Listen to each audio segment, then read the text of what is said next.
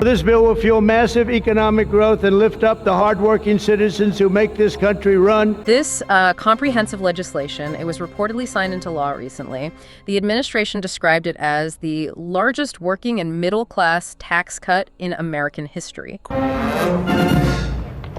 Mr. Grill! That was a good one. Quite a statement. Yeah, and the stated aim is, well, immediate reduction in financial burdens for millions of Americans. Indeed. And according to the sources, this legislation is really presented as a direct fulfillment of campaign promises. Okay. With a clear focus on, middle-class prosperity. It seems to demonstrate the administration's commitment to economic relief. So, following through. That's how it's framed, yes. Yeah.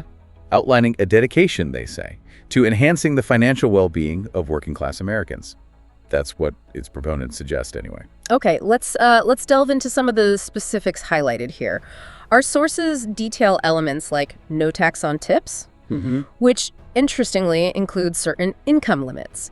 So it seems designed to focus the benefit on a specific earning bracket for service workers. Right, targeted relief. Exactly. Then there's also no tax on overtime, but that comes with a cap. Okay. Meaning, extra earnings up to a certain defined threshold would be exempt. And we've delivered no tax on tips, no tax on overtime, and no tax on Social Security for our great seniors.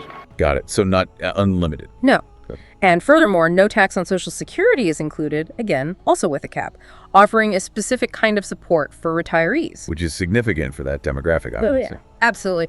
But what's particularly emphasized, maybe for its broader economic impact, is a tax deduction on auto loan interest. Oh, interesting. How does that work? Well, specifically for vehicles made in America. Okay, so there's the domestic angle. Precisely. So if we consider the broader economic strategy here as it's outlined, Yeah. these targeted tax reforms, they seem intended to incentivize work, right? Support retirees, like you mentioned, and crucially boost domestic industry. That Made in America piece is key there. Right, connects the dots. Yeah, the stated goal behind all these measures is to fuel what the administration is aiming for. Significant economic growth. Massive, I think was the term used sometimes. Yeah, massive economic growth. And to, really lift up the hardworking citizens across the country. Yeah. It's presented as this comprehensive approach, trying to make the economy work more effectively for, well, a wide segment of the population. Okay.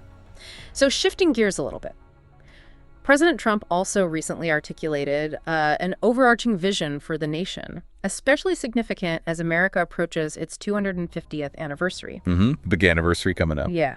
And the sources quote him stating, "We are creating an economy that delivers wealth for the middle class, a border that is sovereign and secure, and a military that is unmatched, unequaled anywhere in the world." We are creating an economy that delivers wealth for the middle class, a border that is sovereign and secure, and a military that is unmatched, unequaled anywhere in the world. And you saw that.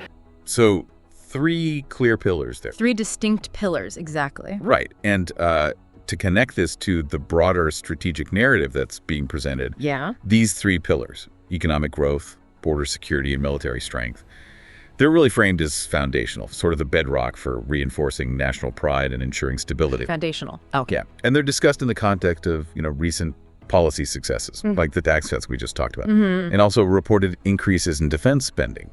Now, regarding border security, the sources, they do highlight various initiatives, things aimed at strengthening enforcement and control at the nation's borders, all aligning with that stated goal, achieving a sovereign and secure frontier. Makes sense, linking it all together. Exactly. And then, on the military front, our sources highlight something called Operation Midnight Hammer. President Trump described it as, and this is quite a quote, one of the most successful military strikes in all of history. 2 weeks ago, our incredible Air Force pilots conducted one of the most successful military strikes in all of history. Wow. High praise. Extremely high praise. So what's detailed there is the precision of that strike. Okay. It was apparently a highly targeted operation against a high-value threat. Yeah. And it really showcased, well, advanced military capabilities and strategic success. So effective and advanced. That's the report. And sources also mention a significant boost in national morale following this operation. Really? Yeah, some observers suggested it contributed to a stronger sense of sort of national pride, making the country, as one source put it, more proud right now than it's been in many, many years. Interesting connection to morale.